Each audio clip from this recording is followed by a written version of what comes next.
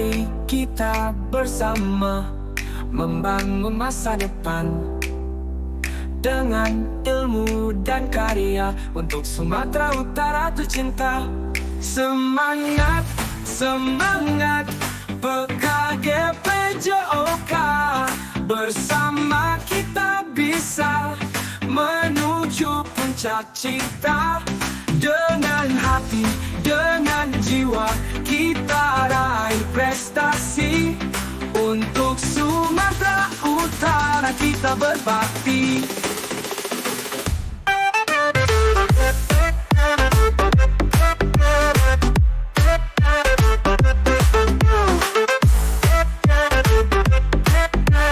Sumatera Utara kita berbakti. Olahraga dan kesehatan kita jaga bersama, dengan semangat membara untuk generasi muda.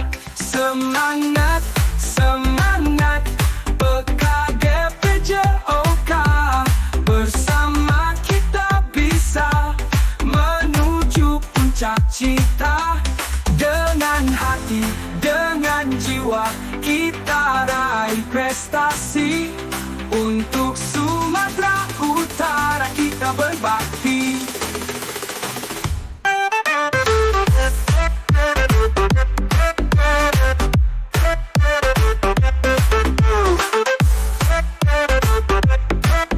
Untuk Sumatera Utara kita berbakti. Bersatu dalam langkah membangun bangsa. Dengan penuh semangat kita pasti bisa. Semangat, semangat PKGPJOK, bersama kita bisa menuju puncak cita. Dengan hati, dengan jiwa, kita raih prestasi. Untuk Sumatera Utara kita berbakti. Dengan semangat PKGPJOK, kita bangun masa depan. Untuk Sumatera Utara kita bersinar terang.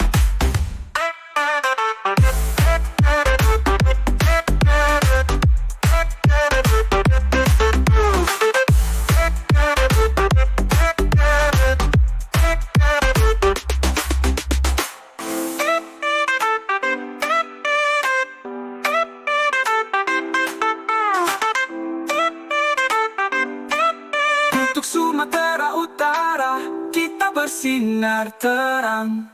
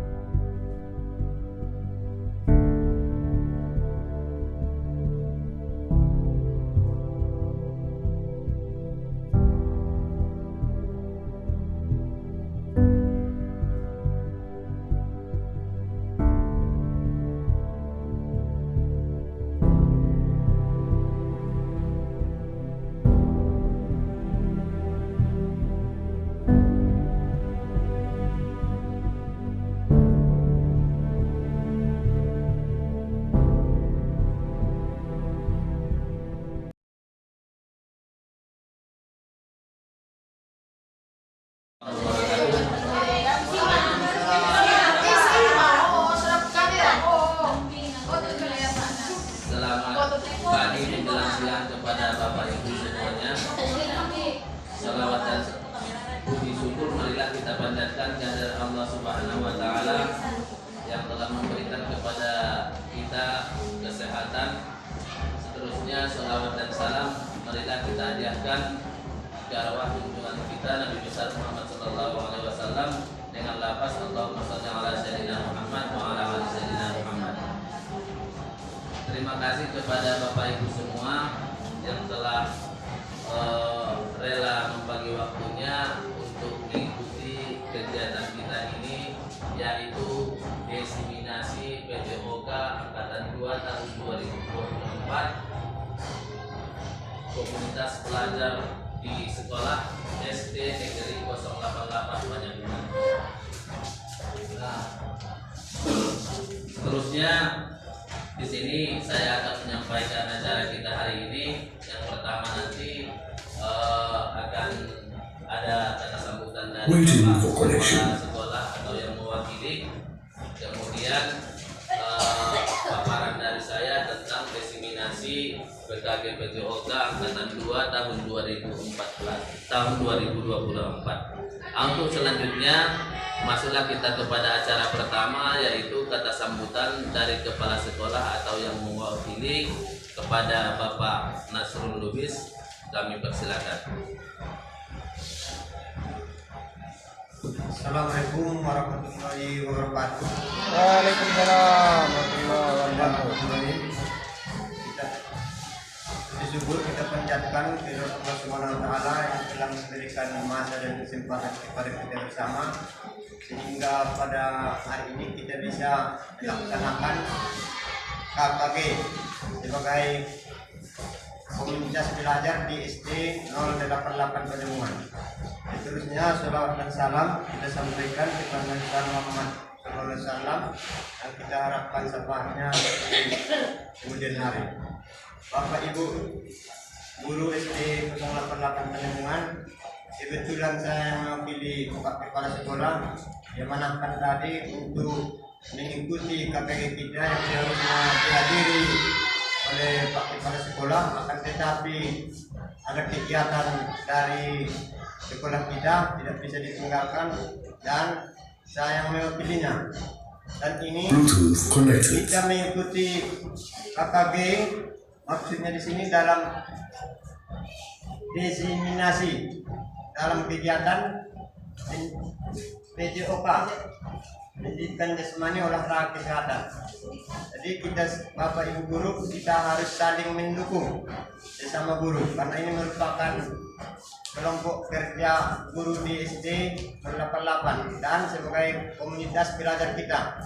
Nanti ini pakai sertifikat yang kedua. Yang pertama sertifikat yang pertama yang disampaikan Bapak Kepala Sekolah di kelas 5A, yaitu PMM.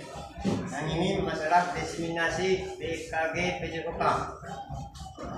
Jadi tambahan mengenai B5 di PJOK olahraga ada nantinya di gotong royong kreatif mandiri. Itulah nanti dibuat di dalam kelas kita masing-masing untuk kegiatan selingan.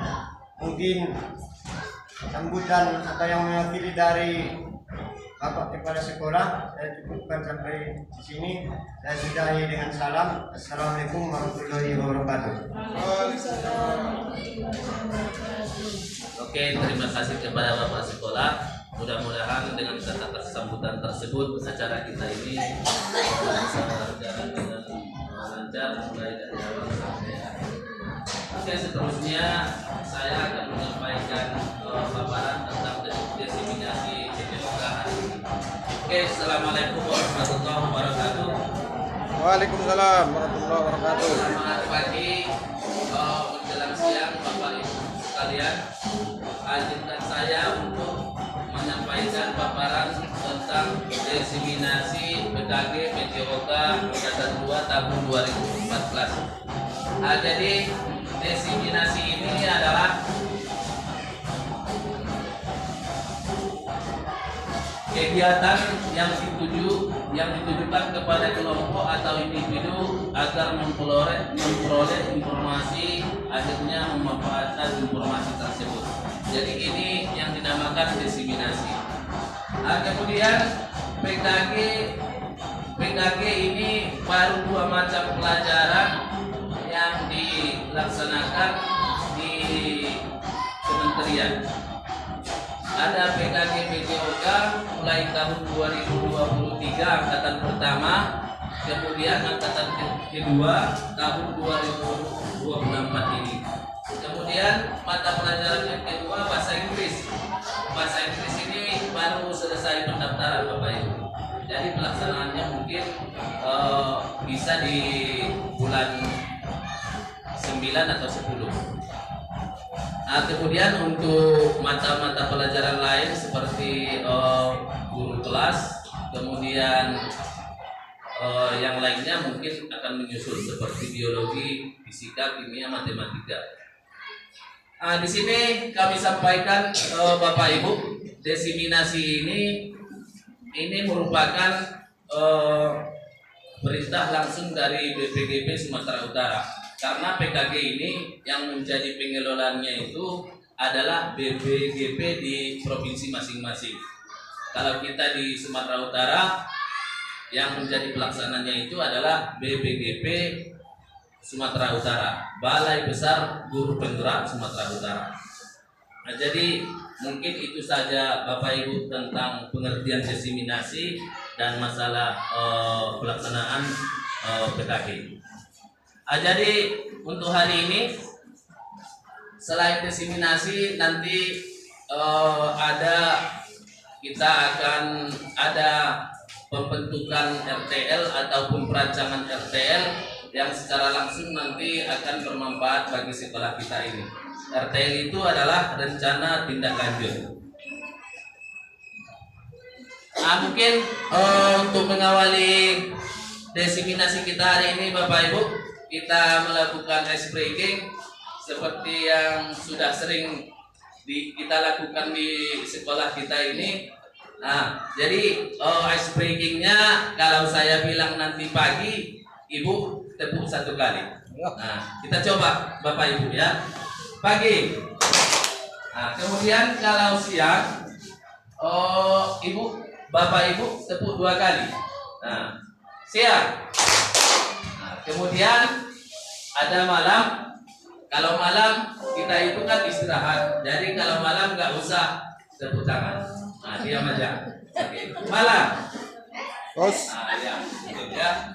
Kita coba sekali lagi Bapak Ibu ya. Pagi. Siang. Pagi.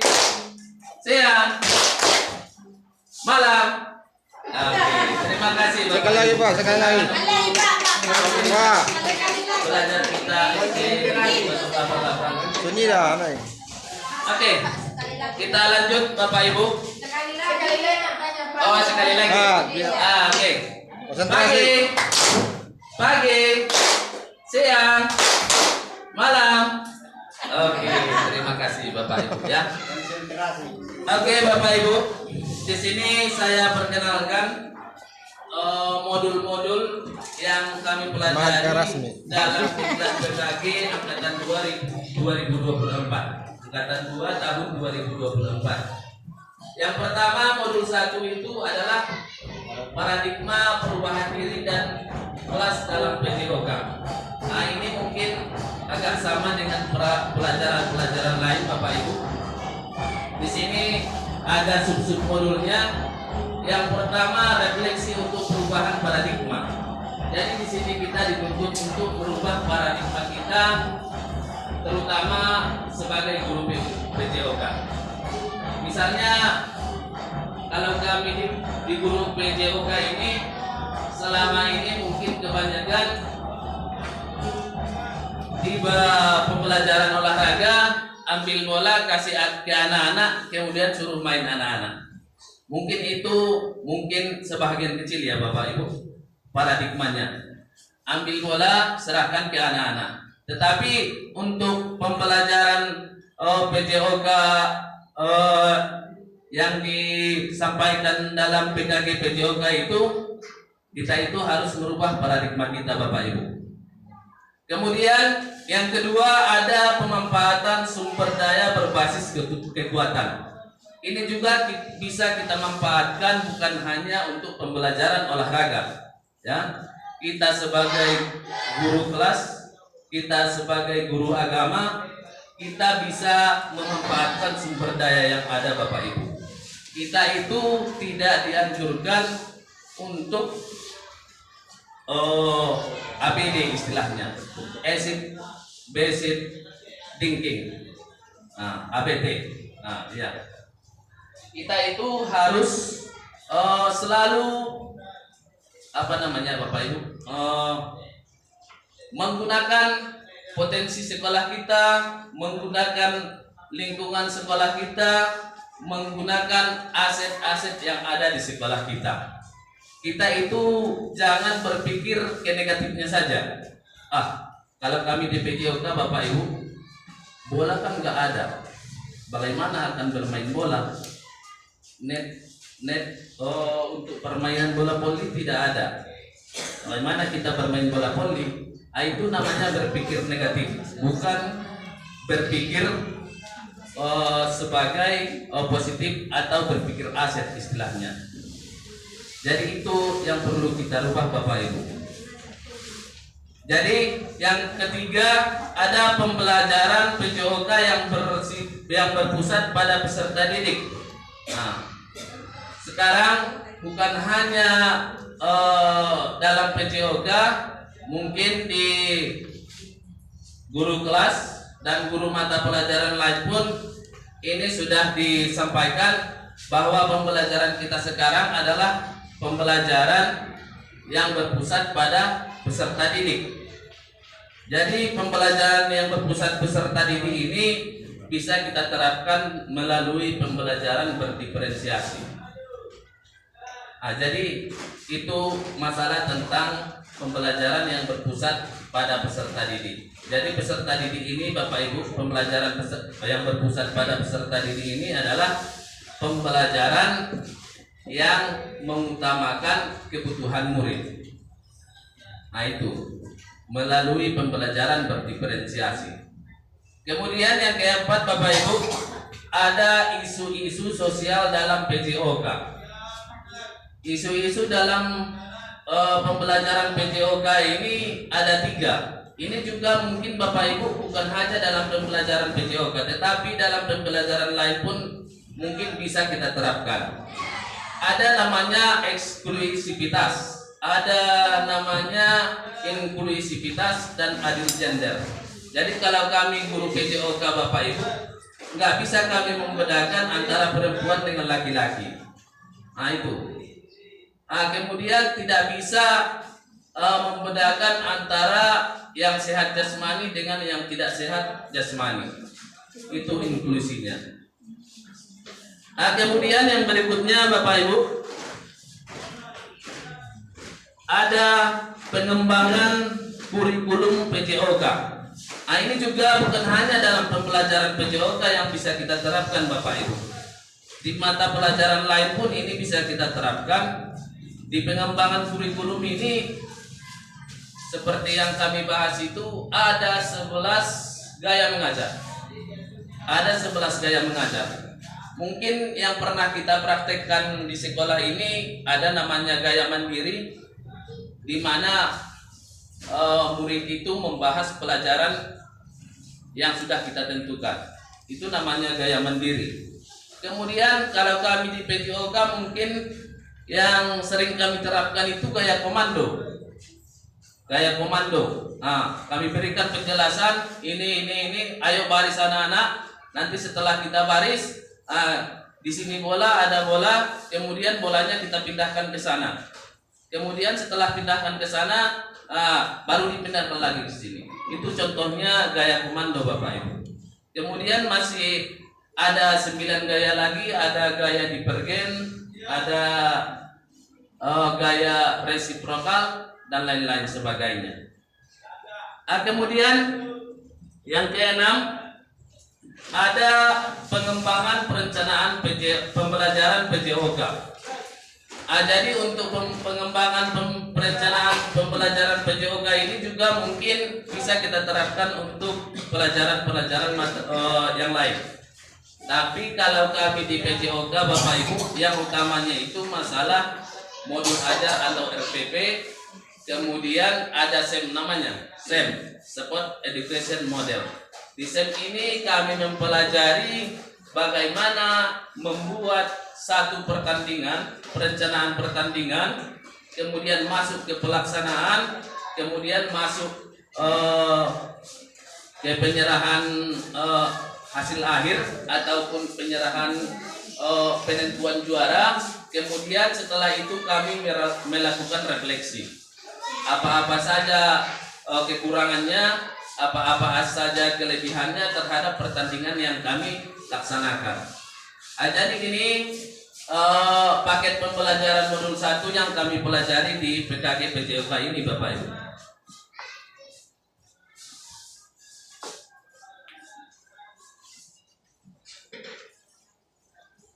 Kemudian masuk kita ke paket pembelajaran modul 2. Paket modul 2 ini adalah keterampilan pedagogi guru PJOK yang berpusat pada peserta didik. Jadi di sini Bapak Ibu, kami mempelajari di modul 2 ini ada 6 submodul. Yang pertama, keterampilan pembelajaran PJOK yang efektif. Kemudian modul 22 sampai 26, 22 sampai 25 kami melakukan pembelajaran tatap muka. Tatap muka ini kami laksanakan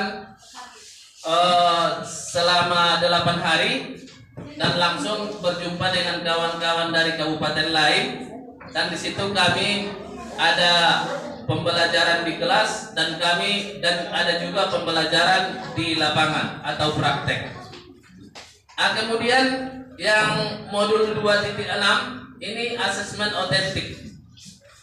Mungkin sebahagian Bapak Ibu sudah pernah mendengar asesmen otentik ini. Asesmen otentik itu adalah kalau di pembelajaran PJOK, penilaian yang langsung dilakukan ketika peserta didik itu mempraktekkan pembelajaran. Kemudian setelah mereka melakukan praktek pembelajaran, disitulah kami para guru PJOK itu melaksanakan penilaian langsung. Tetapi sebelumnya itu ada namanya penilaian diagnostik, penilaian kognitif, dan penilaian psikomotor. Yang 3 ini mungkin guru kelas dan guru mata pelajaran lain bisa mempraktekkan. Tetapi kalau untuk asesmen otentik ini mungkin hanya bisa dipakai untuk guru PJOK saja, karena dia itu praktek langsung, penilaian langsung. Jadi itu Bapak Ibu paket modul 2. Kemudian masuk kita ke paket nomor 3. Ini seperti yang kita lakukan saat ini, menggerakkan komunitas belajar. Jadi komunitas belajar ini seharusnya di setiap sekolah itu harus ada, karena di komunitas inilah para guru melakukan kolaborasi terhadap pembelajaran-pembelajaran yang sedang dihadapi ataupun masalah-masalah pembelajaran yang sedang dihadapi. Kalau menurut yang disampaikan fasilitator kami Bapak Ibu, kemungkinan akan ada nanti 1 jam pembelajaran dalam seminggu di sekolah kita, terutama di SD itu jam pelajarannya itu adalah masalah komunitas belajar. Jadi kita diberikan waktu, kita guru-guru semua diberikan waktu untuk belajar di komunitas belajar 1 jam pelajaran. Tetapi ini masih isu-isu ataupun informasi, belum pasti. Tetapi kalau menurut saya Bapak Ibu, ini nggak lama lagi akan diterapkan di sekolah-sekolah yang 1 jam pelajaran ini per minggu. Kemudian Bapak Ibu kita lanjut yang modul titik 2. Jadi ini yang menjadi tugas saya dan yang harus saya sampaikan kepada Bapak Ibu-Ibu semua. Rencana tindak lanjut atau RTL. Ini kegiatan terakhir kami di PKG PJOK Angkatan 2 tahun 2024 ini melakukan rencana tindak lanjut ataupun rancangan RTL. Jadi dalam rancangan RTL ini nanti akan saya sampaikan Bu. Ini adalah salah satu dokumentasi kami waktu melakukan daring tatap maya di PKG PJOK yang kurang lebih sudah berjalan 10 minggu atau 2,5 bulan. Kemudian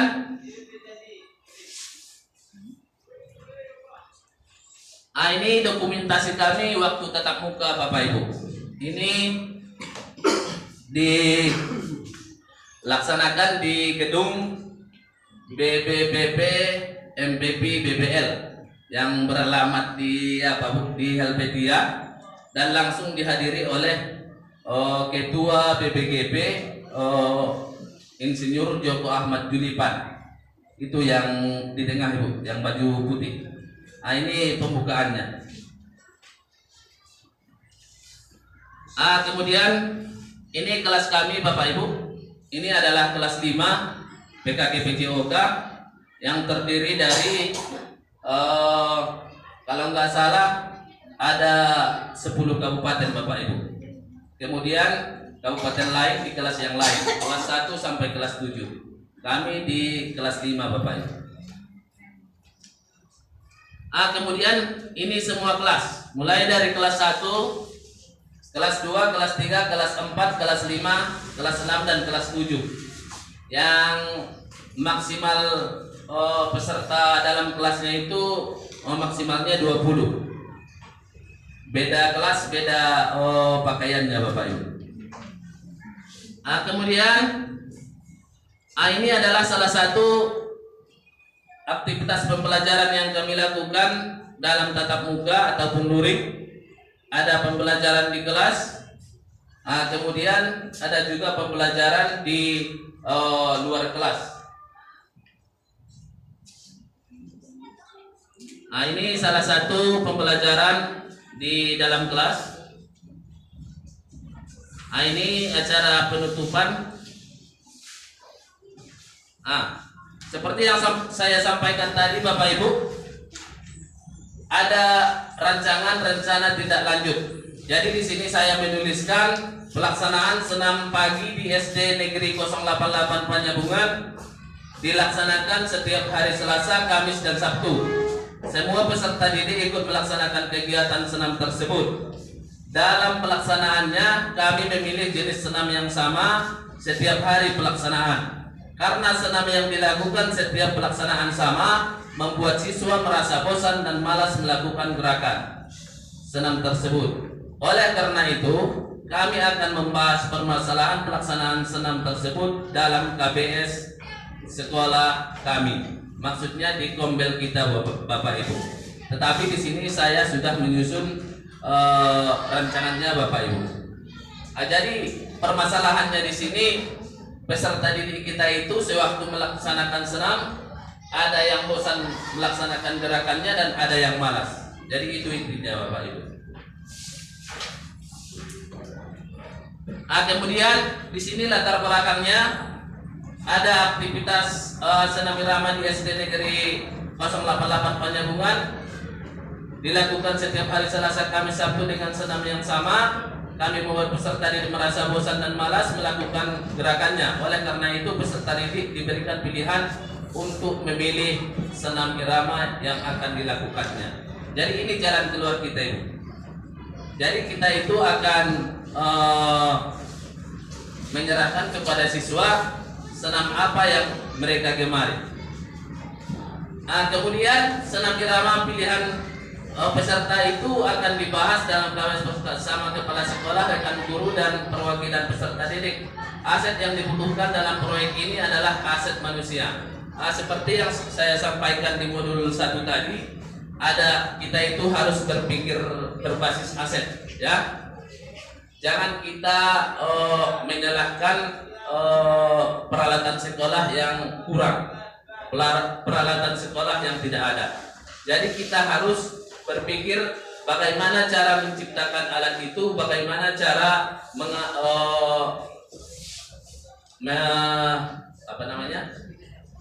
mengadakan alat itu. Itu yang harus ada di pikiran kita Bapak Ibu. Jangan kita terus menyalahkan kepala sekolah, menyalahkan bendahara, menyalahkan guru-guru yang lain. Itu namanya berpikir negatif Bapak Ibu. Kemudian untuk sumber informasi tentang senam irama yang akan dipilih peserta didik adalah menggunakan media sosial. Jadi peserta didik itu bisa melihat senam-senam itu, bisa memilih senam-senam itu di media sosial termasuk YouTube, Facebook, Google dan lainnya. Kemudian tujuan program. Dalam proyek ini peserta didik diberikan pilihan memilih satu senam irama yang mereka sukai dan mereka mempraktekkan gerakannya secara berkelompok dan menjadi instruktur senam irama di sekolah. Jadi misalnya kalau ada kelompok siswa peserta didik, mereka berlatih senam yang mereka sukai, kemudian mereka jadi instruktur kalau senam pagi di sekolah kita Bapak Ibu. Kemudian proyek ini akan dibahas di KBS. Nah, setelah mereka sudah menguasai senam-senam tertentu, maka ini juga akan kita bahas di kombel sekolah kita Bapak Ibu, di komunitas belajar sekolah kita.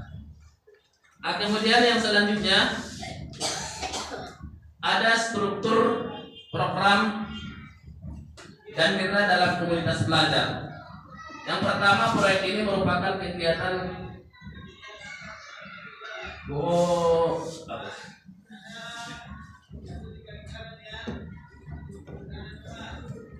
populer, mungkin salah ketik Bapak Ibu. Kurikuler, nah itu sekolah. Kemudian untuk sasaran proyek ini adalah peserta didik fase C yang terdiri dari kelas 5 dan kelas 6 yang akan membentuk beberapa kelompok untuk senam irama. Kemudian proyek ini akan dibahas dalam komunitas belajar sekolah di mana kepala sekolah seperti yang tadi Bapak Ibu. Jadi setelah siswa itu peserta didik itu membentuk kelompok, mereka mempelajari satu senam, kemudian senam itu akan mereka praktekkan dan apabila sudah disetujui oleh komunitas belajar, maka mereka bisa menjadi instruktur ataupun pemandu sewaktu mereka melakukan senam pagi di sekolah Bapak Ibu. Kemudian pertanyaan tentang kapasitas yang dimiliki kelas atau sekolah. Kapasitas sumber daya dalam proyek ini sudah baik, diantaranya kepala sekolah dan guru sudah sangat mendukung proyek ini dan peserta didik yang antusias menampilkan senam irama yang akan ditampilkan. Jadi setelah peserta didik itu mempelajari senamnya, mereka sudah menguasai gerakan senamnya, kemudian kepala sekolah dan guru, kemudian peserta didik itu mereka akan bisa menampilkan senam yang mereka pelajari tersebut. Kemudian sumber daya yang akan dipergunakan sepenuhnya untuk kelancaran proyek ini termasuk aset manusia dan aset fisik. Jadi yang dimaksud dengan aset manusia itu adalah kepala sekolah, kita sebagai guru, kemudian peserta didik dan wali murid. Kemudian kalau aset fisik itu meliputi ruang kelas, lapangan, kantor, pokoknya peralatan-peralatan yang ada di sekolah kita ini yang bisa kita manfaatkan. Selanjutnya rencana evaluasi. Proyek ini akan dilaksanakan oleh seluruh peserta didik di SD Negeri 088 dan yang menjadi ujung tombak adalah para peserta didik yang membuat kelompok untuk memilih senam yang mereka sukai. Kemudian kemungkinan tantangan. Jadi rencana tindak lanjut ini Bapak Ibu ada tantangannya. Yang pertama, tantangan utama proyek ini adalah banyak kelompok yang belum bisa menguasai gerakan. Tadi kan rencananya itu siswa itu ditugaskan untuk membentuk kelompok, kemudian mereka mempelajari senamnya. Kemudian yang menjadi tantangan itu mereka itu tidak bisa sepenuhnya menguasai gerakan senam itu. Kemudian yang kedua, untuk solusi dari tantangan yang akan muncul yang akan dibahas di komunitas belajar bersama rekan guru dan perwakilan peserta didik. Jadi itu kemungkinan tantangannya Bapak Ibu. Mungkin itu saja paparan dari saya. tentang diseminasi PKG PJOK di komunitas pelajar SD Negeri 088 Panyagungan. Kalau ada salah dan hilaf, saya mengucapkan ribuan maaf. Mungkin sekian dari saya Bapak Ibu. Sekali lagi saya ucapkan terima kasih banyak kepada Bapak Ibu yang sudah meringankan langkahnya untuk mengikuti KKG kita ini Bapak Ibu. Mungkin sekian dari saya. Assalamualaikum warahmatullahi wabarakatuh.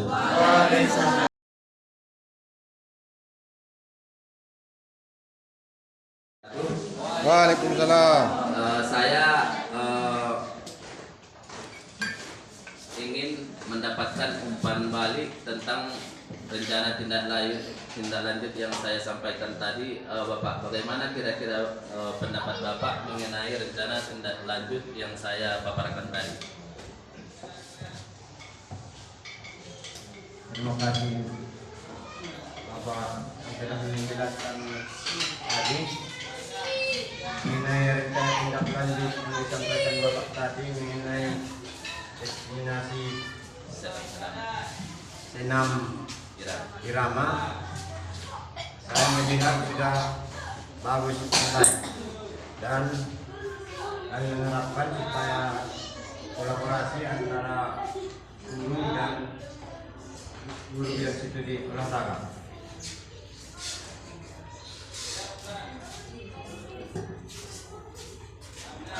Baik, terima kasih Bapak. Mudah-mudahan umpan baliknya sangat membuat saya untuk meningkatkan rencana tindak lanjut ini. Kemudian saya minta kepada perwakilan ibu-ibu untuk menyampaikan umpan balik.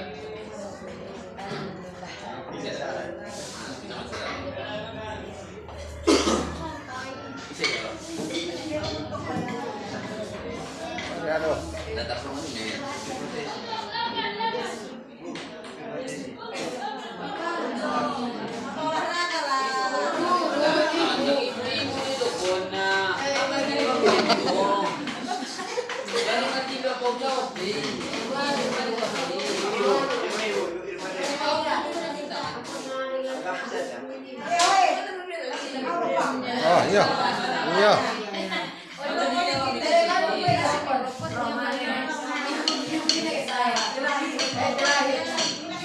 Oke, terima kasih Ibu. Saya memohon kepada Ibu untuk memberikan umpan balik tentang rencana tindak lanjut yang saya paparkan tadi.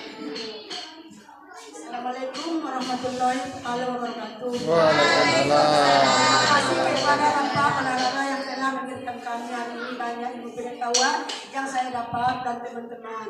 Mudah-mudahan tindak lanjut itu banyak yang saya tanggapi. Seperti alat-alat tadi yang kurang dari sekolah atau guru olahraga, banyak yang dapat kita buat contoh yang lain. Seperti olahraga, tidak ada bola, tidak ada pemukul, kita ambil papan yang tidak bekas-bekas, tidak ada bola, kita ambil kertas plastik, kita balut, kita apa dengan ikat dengan tali, maka itu bisa lah sebagai contoh kekurangan bola, plastik di segala kita ini.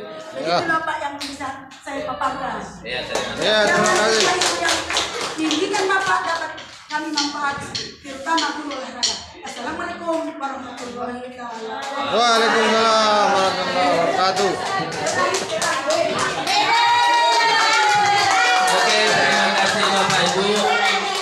Dengan berakhirnya acara kita hari ini, marilah kita mengucapkan alhamdulillah.